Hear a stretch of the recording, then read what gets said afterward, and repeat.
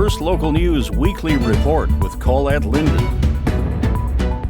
Good evening, I'm Colette Linden, and here's the stories making headlines this week. The population of Sault Ste. Marie is on the rise, according to media reports suggesting that new data collected from Stats Canada indicates that Sault Ste. Marie realized a significant spike in population last year. The annual population estimates released last month show the population at 78,574, which is an increase of over 2,580 over 2022. Breaking the numbers down further, that is about a 5.2% increase since the 2021 census, when the population sat at 74,679. Other centres in northeastern Ontario also saw an increase in cities like Timmins, North Bay, and Sudbury. What's behind the population growth, and what does it mean to the city mayor, Matthew Shoemaker? Well, he will join us in studio to talk about that and other things coming up later in the program.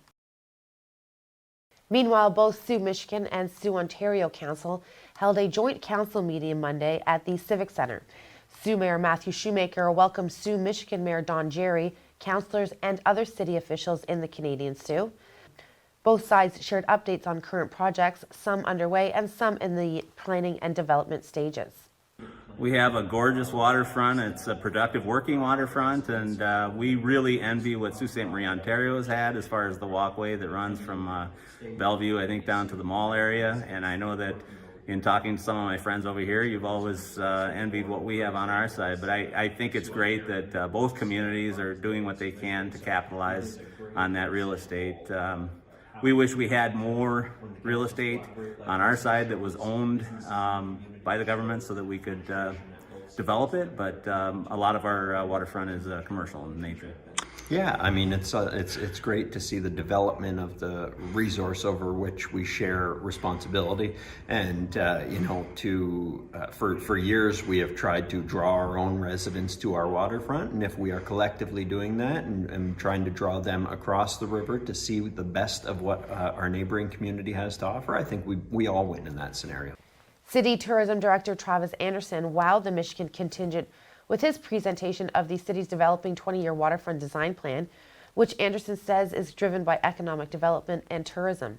An overarching walkway and promenade, center-level outlooks, greening the area, a large destination play space, additional access to water for kayakers, more retail offerings, and a proposed floating river pool, an idea with its roots in Copenhagen, Denmark, are key components and concepts. Each of you brought a vibrancy to our campus. Your laughter, celebrations, friendly smiles, stories have filled these walls and classrooms.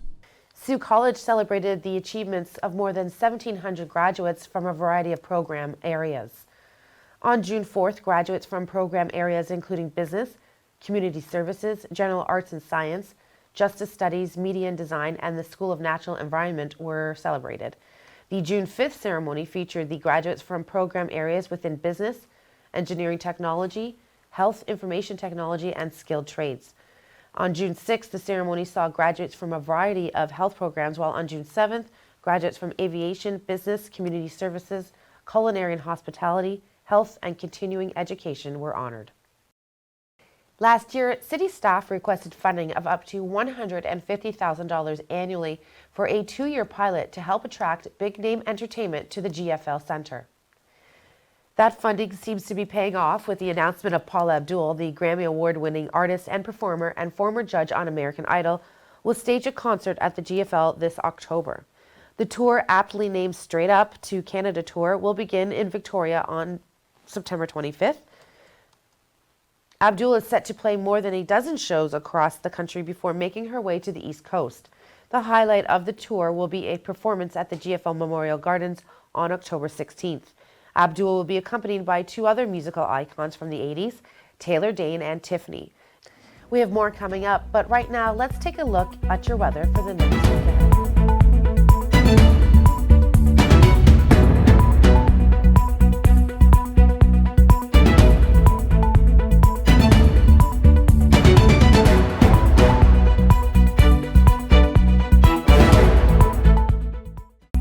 The First Local Weekly Report is made possible with the support of these community-minded sponsors. Canadian Tire, made for life in Canada, 200 McNabb Street, Sault Ste. Marie. Arch, the Algoma Residential Community Hospice, 229 4th Line West. Get your tickets for the monthly 50-50 raffle. When you help hospice, everyone wins. Terry Sheehan, MP, working hard for you and getting results. The Medicine Shop, offering professional and confidential pharmacy services. The Medicine Shop, 59 Great Northern Road.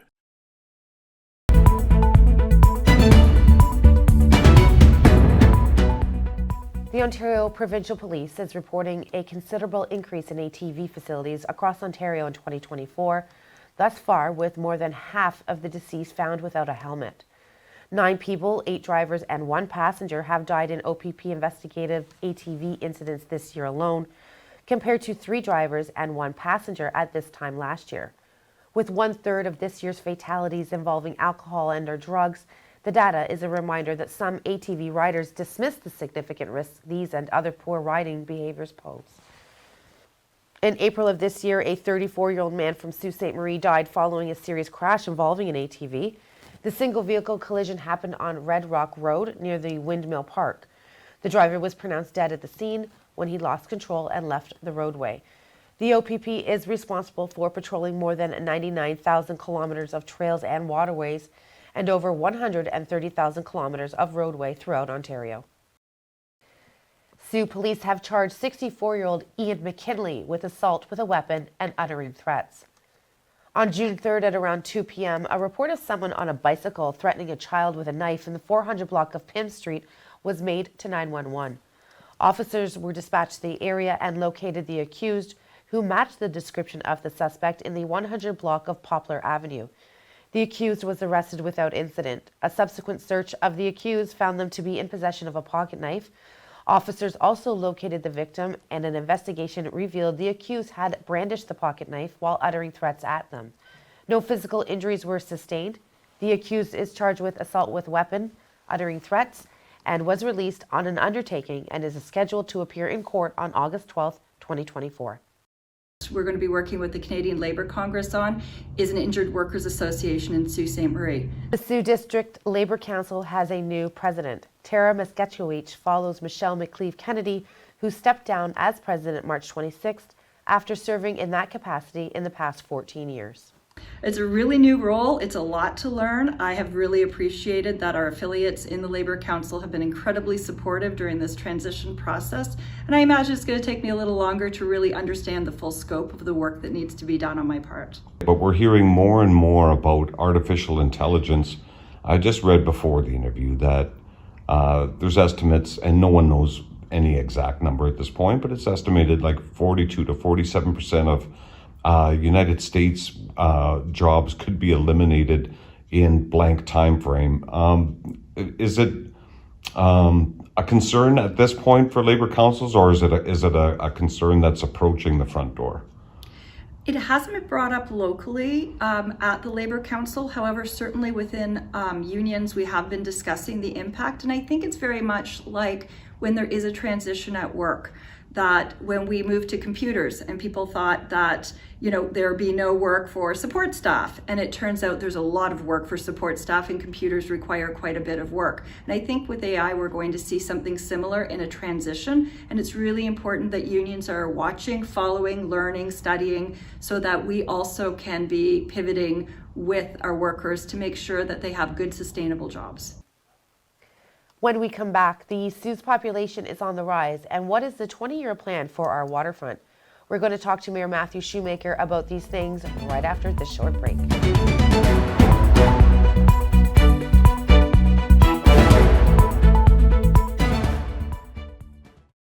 The First Local Weekly Report is made possible with the support of these community-minded sponsors. The Medicine Shop, offering professional and confidential pharmacy services. The Medicine Shop, 59 Great Northern Road. Arch, the Algoma Residential Community Hospice, 229 4th Line West. Get your tickets for the monthly 50-50 raffle. When you help hospice, everyone wins. Terry Sheehan, MP, working hard for you and getting results. Canadian Tire, made for life in Canada. 200 McNabb Street, Sault Ste. Marie. Welcome back. And as promised, we have Sault Ste. Marie Mayor Matthew Shoemaker joining us. Welcome to the program. Well, we have a few questions. As reported at the top of the show, we were talking about the Sault population and how it's on the way up. We're getting closer to that 80,000 mark. So what do you think is causing this spike in population over the last year? Well, I think that it's a number of factors. We've got excellent economic prospects at Algoma Steel, at Tenaris, at many of the commercial businesses in town. You see help wanted signs everywhere. So I think we've got a strong economy that's drawing people in. Our post-secondary institutions have been doing really well over the last number of years. There are some changes coming down the pipeline that may affect them, but they have been healthy, bringing people in. But I think the biggest factor in our economic growth and our long-term, growth that people have been yearning for 40 plus years since the last time our population grew in 1982 is the Rural Northern Immigration Pilot Program. It has helped us fill jobs that would otherwise have gone unfilled at our major industries. It has helped us grow our population base, and it has brought new people to the community, a new wave of immigration.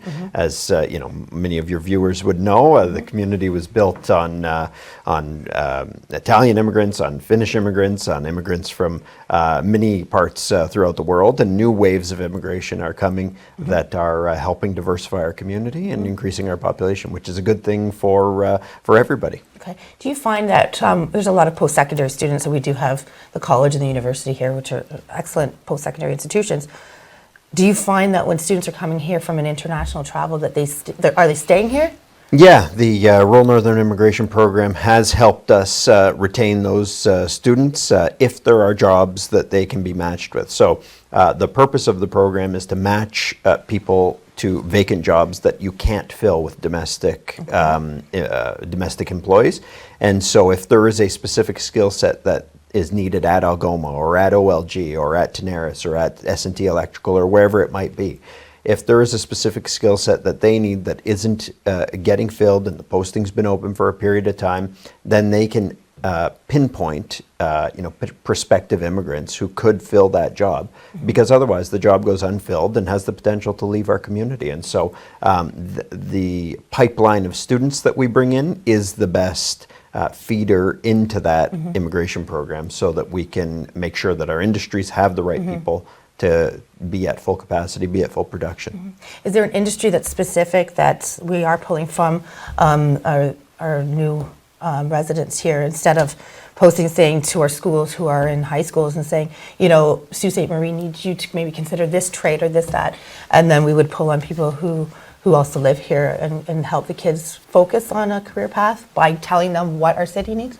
Yeah, that's something that Sault College, I was on the Sault College board for 5 or 6 years, a decade ago, and it has these subcommittees of their board that they're called local industry subcommittees. They work with the daycares, they work with Algoma Steel, they work with Tenaris, and they develop recommendations on programming to the Sault College board based on what the needs of the community are. So the programs you see offered at Sault College are ever changing because the needs change in the community, and it is really there to match the needs of the community in terms of welding or mechanics or plumbing or whatever the case might be. And so that is how we attempt to retain local talent to stay here, to do their education locally and to get jobs locally.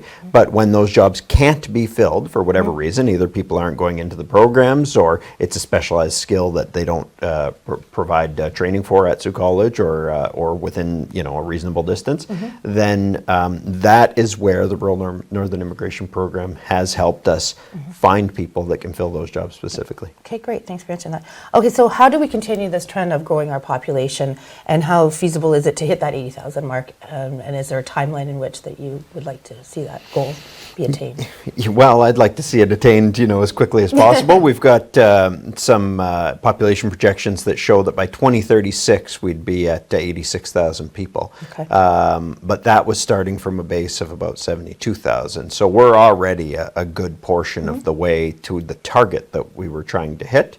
And the hope is that we can get there sooner than 2036. If we could do it by 2030 or 2032, that would be great. The one thing I think that factors into that is that our economy continues to do well, that our steel plant continues to do well, that we continue to draw on secondary industries that can build off of the greening and the generational change that Algoma is undergoing right now. Yeah, absolutely. Okay, so obviously it's no secret there's housing shortages, there's affordable housing situations in the Soo, like there is in many cities in Ontario. So with this increase in population, how are we going to tackle those issues? What are the plans? So the housing situation in the Soo, I like to remind folks, is better than it is in the major cities. So it's better than it is in Toronto. We have more available housing. However, it has gone up in terms of cost and expense, just like housing elsewhere in Canada has. So we need to develop more housing to maintain our affordability level. And we have been doing that. So the Government of Ontario set a target for us of 1,500 homes by 2030, which is roughly 260, 280 a year. We have surpassed that by almost double last year, and we're on track to do the same this year. So we are growing our housing stock at a faster rate than what we need to meet the demands that are projected for us to get a population of 86,000. But on the affordable house, that's housing kind of generally, and when you improve housing generally, you improve affordability, as a kind of economic, in terms of the economics of keeping things affordable. But in terms of actually developing affordable housing, there are incentives that are going to be coming out from the municipality that will hopefully get developers and builders and even just single-family homeowners developing secondary units in their granny suites or bunkies or things of that nature that will allow the affordability of housing to be more broadly spread out throughout the community and will hopefully spur some development across all sectors of our community. So an increase in the population, and obviously if we're doing well with our post-secondary schooling or institutions, there's going to be an increase in student housing as well, on top of residential housing. So is that in the plans? Yes, Sault College has said that they are eager and I think committed to developing 100 unit residence. Algoma U has said the same. Algoma is first at redeveloping the east wing of their property. They're redeveloping it into Makwa-Wakayagan, the Center for Mental Health and Addictions Training. And so that will be their first development project locally, the Makwa-Wakayagan project. But at Sault College, I understand their first development project, hopefully this coming year, will be the development of the residence, and that should provide additional capacity to students, which frees up apartments that students are currently taking up, in the neighboring neighborhoods of Willow and the Pea Patch and Panoramic and areas like that, to keep the housing options available for local community members. Right, and I know Sault College's budget being over right now, and they have that hiring freeze, so hopefully the revenue flows kindly for that.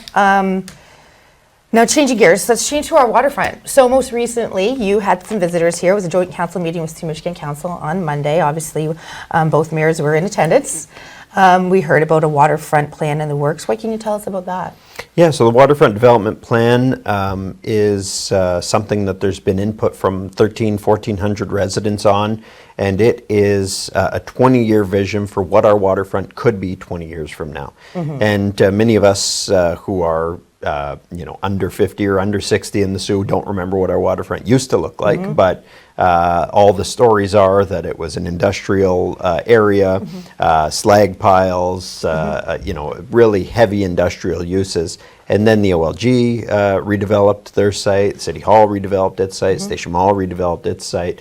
And so the combination of public and private private sector investment into our waterfront over the last 50 years has transformed it into one of the prime destinations in our community.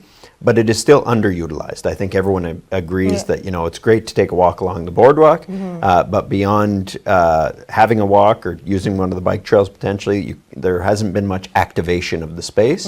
And so activation of the space is one of the key things that we are looking to bring to the community through the waterfront development plan. It'll take a long time to get there, Yeah, sure. but we will, I think, pick off projects as we are able to, hopefully with the help of private sector developers to, you know, incorporate some of this stuff into housing opportunities downtown and see if we can improve our waterfront to make it good for the next 50 and then leave a better product to them than what we have now. Even for the current residents, I know that grocery shopping might be a bit of an issue in the downtown core, just how they access any groceries, where they're going to go. So I don't know if that's in your plans to increase business, to increase revenue along there. I know there's some cruise ships that come in. If they get off and they walk through, I mean, there's a chance there to scoop up some revenue from visitors as well. Absolutely. So it'll be to focus on the potential for revenue that we currently have, like cruise ship visitors, like Agua Canyon tour train visitors, and to try and bring new visitors to the community, whether that be through you know, providing new experiences on the waterfront, along the waterfront, or bringing residents to the downtown to live and work and play down there. And as you bring more residents down there that are going to live there, you're going to get coffee shops that want to establish in the area to service them. You're going to get restaurants that want to establish in the area, grocery stores that want to establish in the area. So the hope is that you activate the space, bring people down there, and it creates an environment that you want to, that people want to live in and that businesses want to be in. Okay, a couple more questions and we're going to hit the 6-month report. So you mentioned that you polled, about 1,500 people with regards to the waterfront. That was my next question. Is this something that the city's been asking for? How did you go about to gain knowledge and research on the waterfront, how it's going to be So, yeah, a couple of different ways. I mean, we are using architects that are professionals in the development of waterfront development plans. Yes, that's right. Yes. And what has worked in other communities. So you mentioned Copenhagen as one of the examples for a river pool that has been generated a lot of discussion locally. That is what we are looking at, you know, what other communities are doing, what's popular in other communities, and then getting input from our community. So not just what works elsewhere, but what do our residents want to see on the waterfront? And when you combine those two things, you will have, I think, a product that broadly reflects best practices and local wants. Okay, good. Yeah, I know Copenhagen does have quite an urban design structure going on, and they live a very clean and healthy lifestyle with a lot of cycling and things, so definitely a good start. Okay, well, before we move on, I just want to talk about the 6-month report. What can you tell us about the 6-month report? How's it been going in office, and what would you like to share? Yeah, so this is the third 6-month report. We're 18 months, we're just beyond 18 months into the term at this point. And it's been proceeding well. I think we've got lots on the go. We approved recently a downtown security pilot program that we will have for the balance of the year to really help people feel comfortable when they go to the downtown, that there is security available and that there's security around so that they don't have to worry about their safety, that they can feel comfortable going down there, using the restaurants, using the shops, using the grocery stores or the ice cream shops, and going to the hairdresser. And have a sense of security of being down there. So that is, I think, a critical aspect of what we committed to doing at the beginning of the term that I was happy to see play out.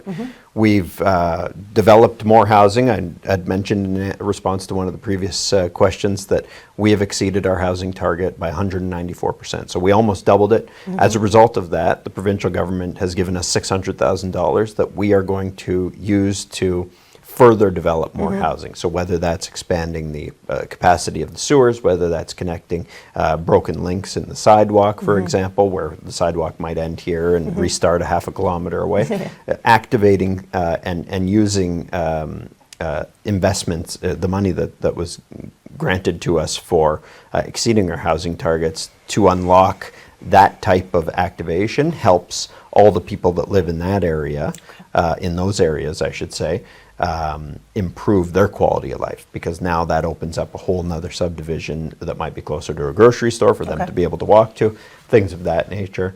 We have worked with our neighboring communities. You mentioned the Sioux Michigan Joint Council meeting. We've also continued down the path of working with Garden River and Batchewana. We do a joint economic development project with Garden River. And we are trying to build all those relationships so that our community and their communities mutually benefit from the growth of the region. And I hope we will continue to work positively with them as we have been. So there's lots that's gone on in the last 6 months. We've electrified some of our buses, another of our Zambonis. So we are moving towards a more electrified municipal fleet. Thank you for joining us tonight, Mayor Shoemaker. Really appreciate it. It's great to see you, and I wish you well. Thank you. And finally tonight, the annual Queen Street Cruise takes place next weekend in Sault Ste. Marie. A chance to relive the days of cruising Queen with a weekend of entertainment and shiny cars. But this weekend, you can whet your appetite for vintage autos at the annual Bruce Mines Car Show. We talked to the mayor of Bruce Mines about what this popular annual event means for Bruce Mines and the North Shore. Well, in the past, we've had cars from Sioux, Michigan, the Sioux, obviously, Prince Township. We've had Sudbury, Espanola, Elliott Lake, Manitoulin, and a lot of the smaller communities in between. Bruce Mines Car Show wrapped up Saturday afternoon. First Local cameras were there, and we will have that report next week. That's our show for tonight. Don't forget, you can check out news 24/7 at firstlocalnews.com. I'm Colette Linden on behalf of everyone here at First Local. Have a great week.